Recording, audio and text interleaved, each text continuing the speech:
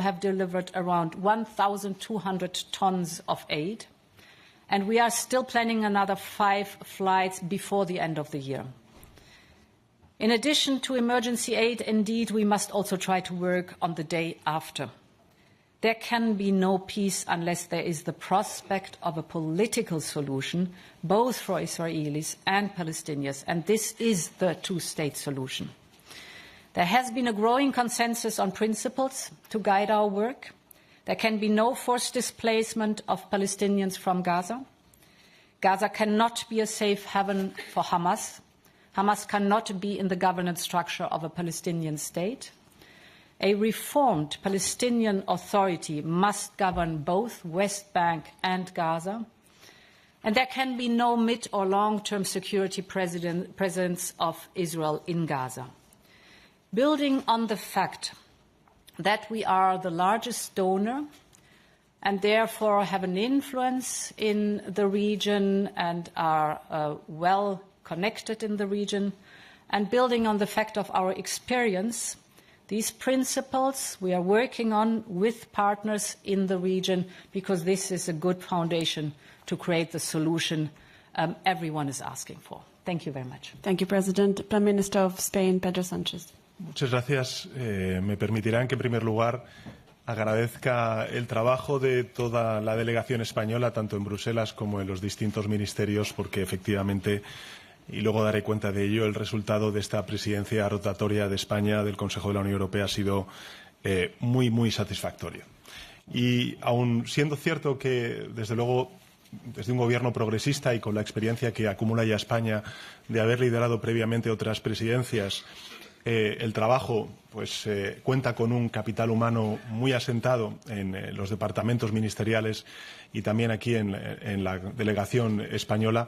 Sin los equipos y sin el liderazgo del presidente del Consejo y la presidenta de la Comisión y los equipos del Consejo y la Comisión tampoco hubiera sido posible todo lo que hemos logrado durante estos 6 meses. Así que también quiero agradecer el trabajo de Ursula, de Charles y de todos sus equipos en estos 6 meses.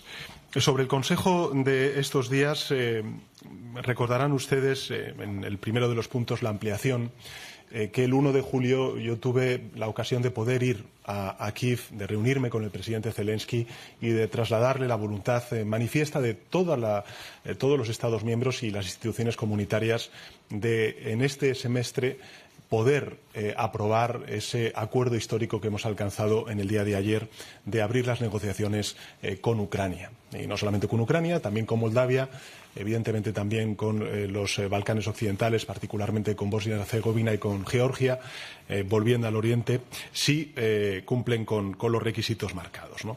Por tanto, allí estuvimos el 1 de julio. Ese fue el compromiso y la voluntad que manifestamos en Kiev, el conjunto de instituciones comunitarias, y para España, en fin, esto es una de las casualidades también de la vida, de la historia, nos ha permitido tener el honor de que sea aprobado esta apertura de negociaciones hacia Ucrania bajo la presidencia española. Con lo cual, en fin, para un país que no es un miembro fundador de la Unión Europea, sino que entramos allá por la década de los 80 del siglo pasado, pues evidentemente es aún un mayor honor, porque efectivamente nos vemos no reflejados en términos históricos semejantes, pero sí en aquellos países que durante mucho tiempo han querido ser europeos, que no lo han podido ser por distintas circunstancias históricas y que ahora, en cambio, pues cuentan con la aquiescencia y también con la complicidad de las instituciones comunitarias.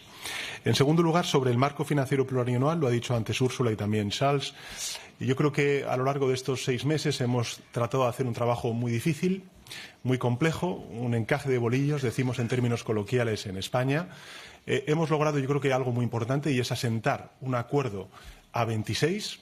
La Unión Europea somos 27 y, por tanto, yo estoy convencido de que bajo la presidencia belga en los próximos 6 meses vamos a contar con el buen hacer del primer ministro De Croo para lograr ese acuerdo a 27. No sé si será más fácil o más difícil que el acuerdo previo alcanzado a 26, pero en todo caso le corresponderá a él el lograr esa actualización del marco financiero tan necesaria, como os he dicho antes, por parte tanto de la presidenta de la Comisión como del presidente del Consejo. Sobre Oriente Medio no quiero decir nada más de lo que ha dicho Charles, que representa la voz de todos los Estados miembros. Saben ustedes cuál es la posición del Gobierno de España, pero simplemente añadiré a lo que ha dicho el presidente del Consejo una cuestión que creo que ha sido también ampliamente aceptada por parte de los Estados miembros, y es que el Consejo tiene que reflexionar estratégicamente sobre la vecindad del sur. Como es obvio, nos hemos centrado en otros debates geopolíticos, pero creo que también lo que está sucediendo en Oriente Medio, y no solamente en Oriente Medio, debe obligarnos a mirar hacia la vecindad del sur y tener una visión mucho más estratégica de qué hacer desde la Unión Europea con muchos de estos países que son aliados en la estabilidad y en el desarrollo económico de una parte importante de Europa como es el Mediterráneo. Evidentemente, para un presidente del Gobierno de un país mediterráneo como es España, esta es una cuestión de suma importancia. Sobre el balance, yo creo que, en efecto, hemos logrado expedientes tanto en lo cuantitativo como en lo cualitativo muy relevantes. Recordemos que desde el inicio de la guerra de Putin en Ucrania, o incluso antes, ya empezábamos a ver y a sufrir en los bolsillos de nuestros hogares, de las industrias y las empresas en Europa, las consecuencias al alza de los precios de la energía, del gas, de la factura de la electricidad. En definitiva, todo lo que ha minado el poder adquisitivo de nuestras familias y también la competitividad europea. Y lo que hemos logrado hace escasos días ha sido reformar el mercado eléctrico. Y este ha sido un debate muy intenso que ha centrado muchas de las conversaciones y discusiones que hemos tenido en el Consejo Europeo durante estos últimos años, y creo que ha sido uno de los hitos más importantes de esta presidencia. También la ley de restauración de la naturaleza, como ha dicho antes Úrsula, la ley de materias primas críticas, la ley de inteligencia artificial, y yo sí mencionaré desde el punto de vista más español la importante cumbre que celebramos en el mes de julio en Bruselas, aquí, precisamente con nuestros países aliados de América Latina y el Caribe. Esa cumbre entre la Unión Europea y la CELAC, donde no solamente nos comprometimos a una serie de inversiones estratégicas en el continente latinoamericano y en el Caribe, sino que también nos comprometimos a afianzar esa relación estratégica entre ambos bloques regionales. Y yo creo que esto es muy importante porque, bueno, eso ha tenido una traslación y son acuerdos comerciales que o bien han avanzado, como es el Mercosur. Nos hubiera gustado culminarlo, desgraciadamente no ha sido así, pero en cambio sí hemos firmado un acuerdo importante con Chile que sin duda alguna reafirma y afianza esa relación comercial. Y también, lógicamente, el Consejo Informal y la Comunidad Política Europea que celebramos en la ciudad española de Granada, donde ya iniciamos todo ese debate de la agenda estratégica de la Unión Europea que continuará bajo presidencia belga. Lo que nos queda por hacer, como ha dicho antes la presidenta de la Comisión, yo creo que tenemos este lunes un trílogo muy importante, el Pacto de Migración y Asilo. También tenemos una reunión muy importante de los ministros y ministras de Finanzas y de Economía para tratar de lograr ese acuerdo sobre la gobernanza económica. Creo que es muy relevante que empecemos el próximo año con unas nuevas reglas fiscales, con una nueva gobernanza económica. A ello se va a dedicar el Gobierno de España. Y, finalmente, sobre todo teniendo en cuenta que en España una de las diásporas más importantes es la rumana, pues nos encantaría ver que antes de finalizar el año podemos tener esa ampliación de Schengen hacia Rumanía y hacia Bulgaria, ¿no? Esto es lo que nos queda por hacer. Vamos a trabajar hasta el último instante de la presidencia, y querría terminar, pues como he empezado, agradeciendo sin duda alguna el buen hacer de los funcionarios públicos. Muchas veces nos olvidamos de la importancia de contar con servidores públicos profesionales, entregados, comprometidos con la causa europea. Eso lo tengo afortunadamente en la Embajada Española, en las instituciones comunitarias, tanto el Consejo como la Comisión, y eso, querido Charles, querida Úrsula, pues nos ha hecho las cosas mucho más sencillas. Así que gracias a los dos, y gracias también, lógicamente, a los funcionarios y funcionarias del Consejo y la Comisión Europea. Gracias, presidente. We'll start with questions and we'll go with Jorge.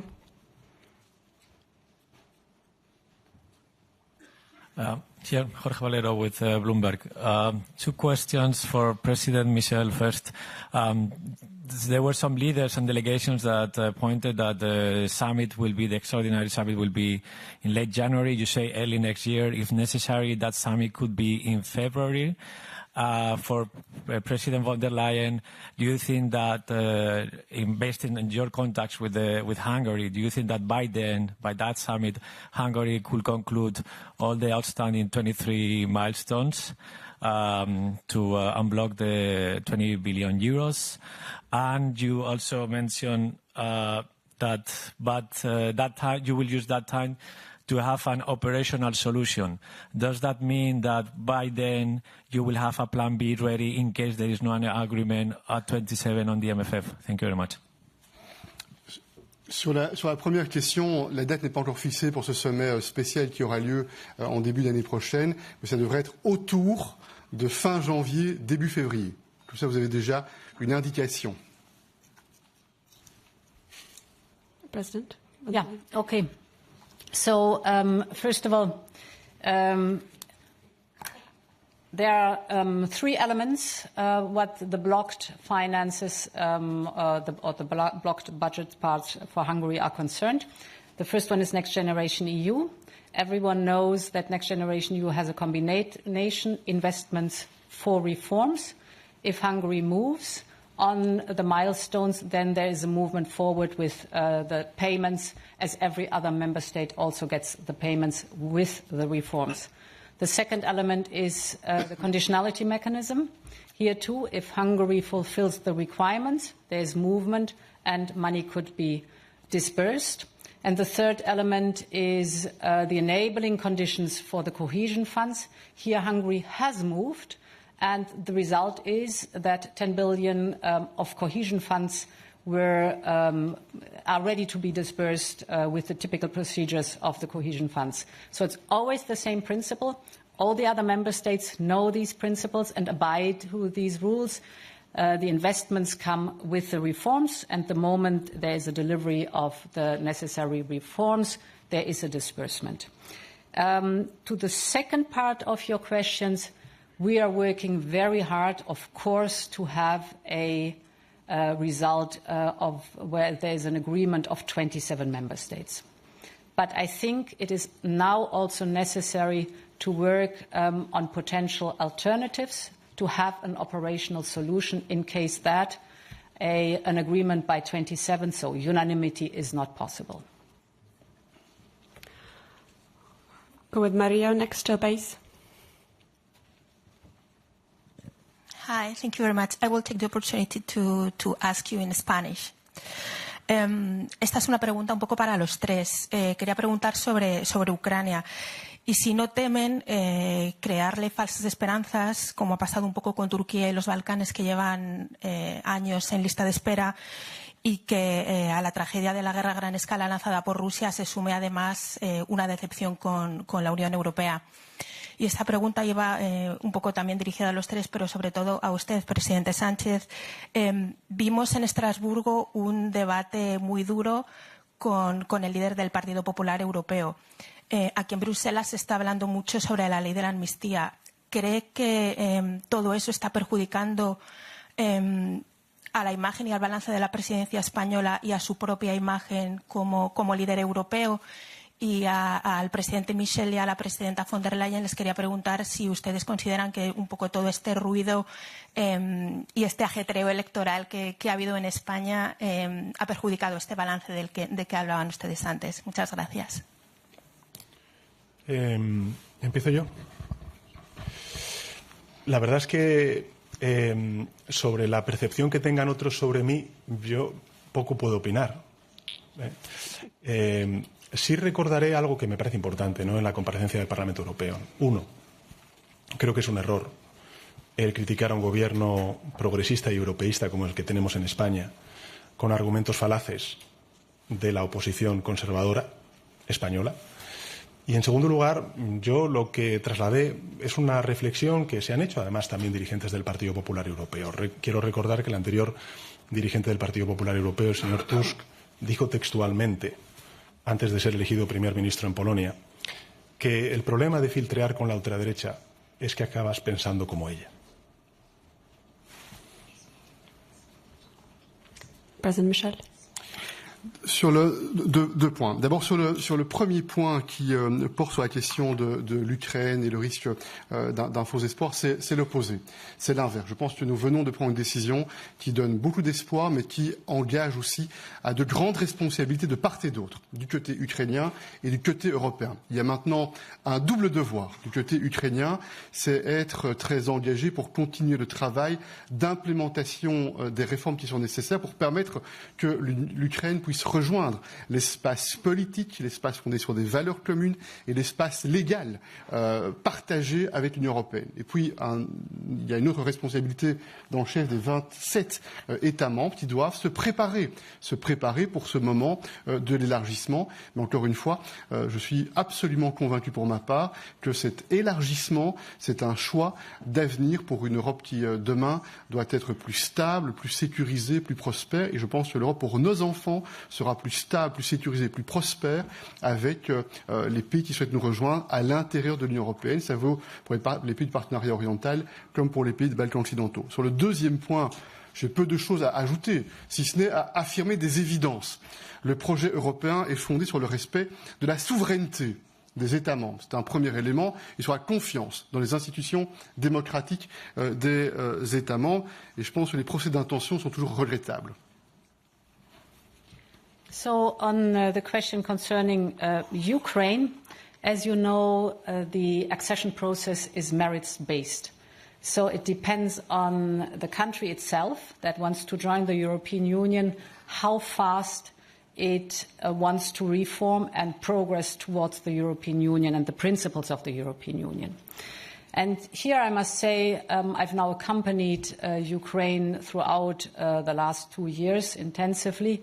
It is impressive to see the speed with which they are passing the reforms and the depth of the reforms they are applying. And for me, it is specifically impressive because this is a country that is facing an all-on war. So despite this war, they are deeply committed and determined to move forward, and it's in their hands what the progress is concerned. This actually goes not only for Ukraine, but for every country that wants to join the European Union. And what could be felt during the last 18 to 20 months is that there is a deep understanding in the region that this is a decisive time. You have to choose sides. There are no grey zones anymore. And therefore, I'm also impressed by all the other countries that want to join the European Union. About the enlargement report is about them, how much they increase their ambition and the speed to progress in the reforms that are necessary for joining the accession path.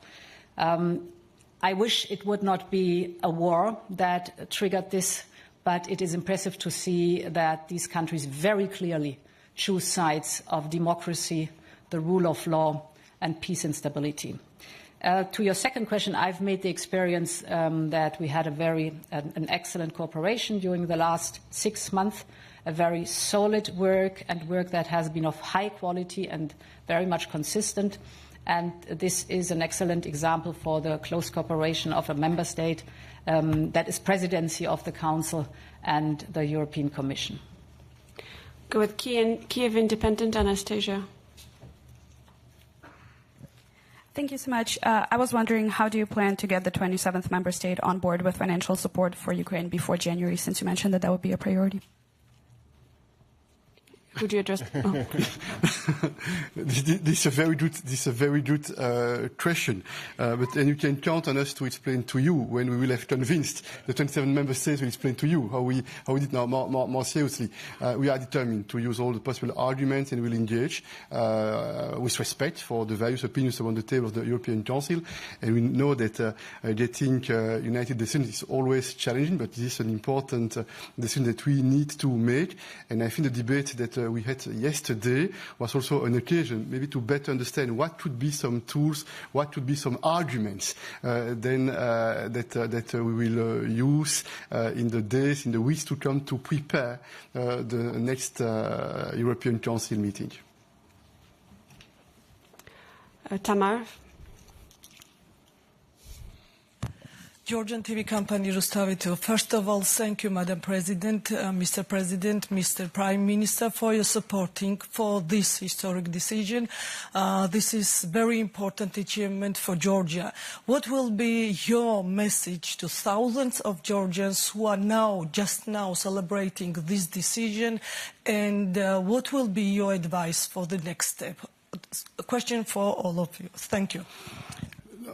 Deux choses. D'abord le premier point, lorsque hier soir, juste après la prise de décision, j'ai eu des contacts téléphoniques rapides avec le président Zelensky, avec la présidente Maya Sandu, avec la présidente Zourabishvili et avec le premier ministre Irakli Garibashvili, probablement ça restera comme un des moments les plus marquants sur le plan personnel, y compris en termes d'émotion. Parce que je mesurais bien que dans ce moment-là, je portais la voix de tous les collègues autour de la table du Conseil européen pour dire nous l'avons fait. Nous avons essayé de faire ce pas en avant qui ouvre une perspective qui est fondamentale parce qu'il va changer le visage non seulement de l'Union européenne pour les prochaines années, pour les prochaines décennies, mais va changer aussi la réalité dans les pays en question. Et donc le premier message, c'est bien sûr félicitations, nous sommes heureux d'avoir pu prendre cette décision. Et le deuxième message, c'est maintenant travaillons d'arrache-pied, retroussons-nous les manches pour mettre en place les réformes qui sont nécessaires et partons dans nos cœurs ces valeurs européennes que nous partageons et qui nous rassemblent, qui font que nous sommes naturellement membres de cette famille et ce destin commun au sein de l'Union européenne et sur le continent européen.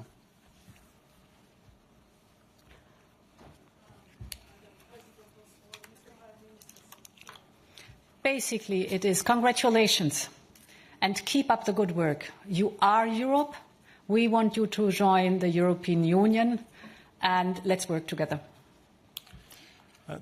I would add profit the momentum, because nowadays in this very this international complexity that we're living in, to have positive horizons as the one that the people in Georgia, in Moldova, and also in Ukraine are having, I think, is quite important. So I think it's, first of all, profit that momentum and go for the reforms that would allow, at the end of the day, to enlarge the European Union to these very important three countries.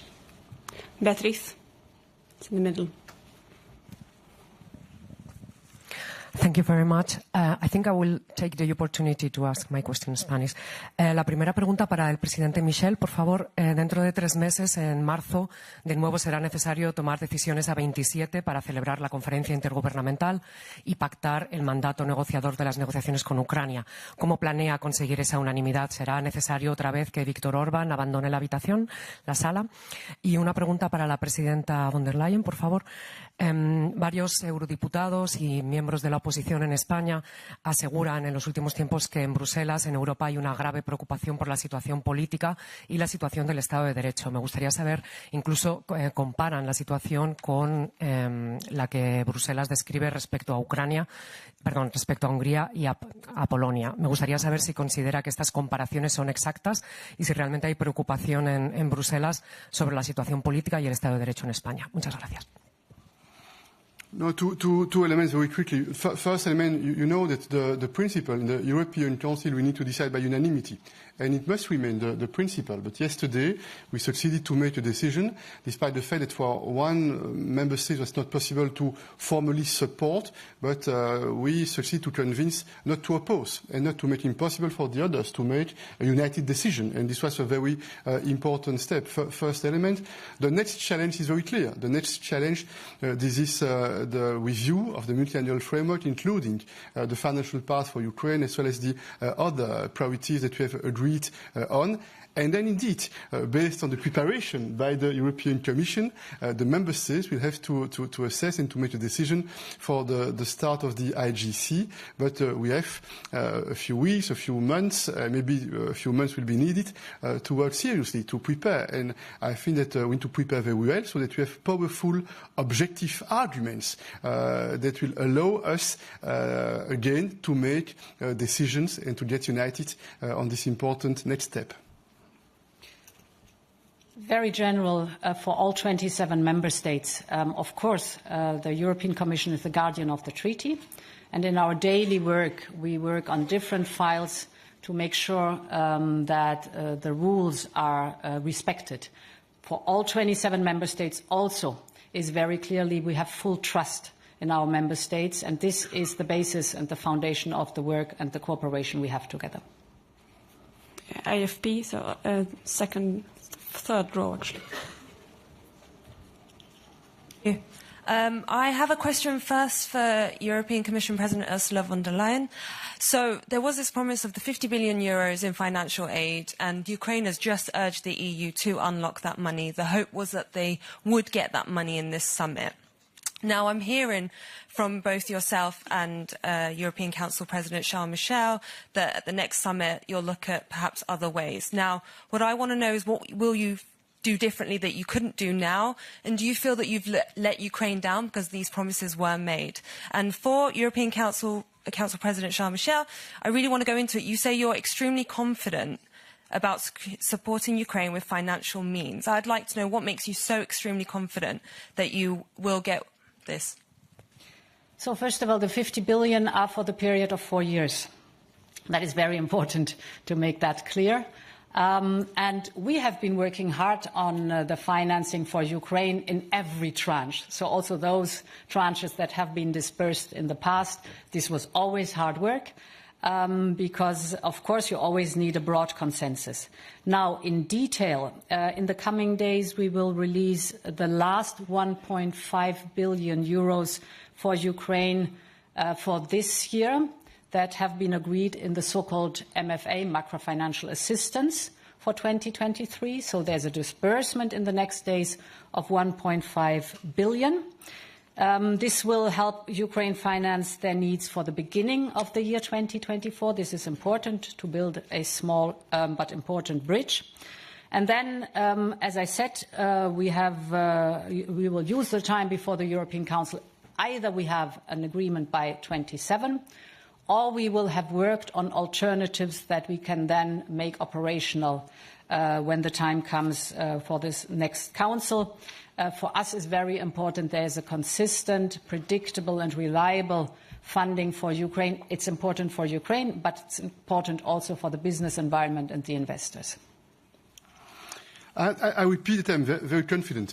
Why? Because the starting point is the following. Since yesterday, we have the strong support expressed by 26 leaders to fulfill on our promise.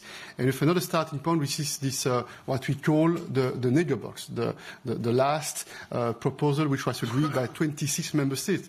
It means that in comparison with some other European Council, we will start the meeting knowing that 26 member states are supporting the same goals, the same priorities, including a package of 50 billion for Ukraine for the next 4 years. It's my first point. And my second point, I don't intend to enter into the technical details, but we have various tools available to make sure that we'll be able to fulfill our promise.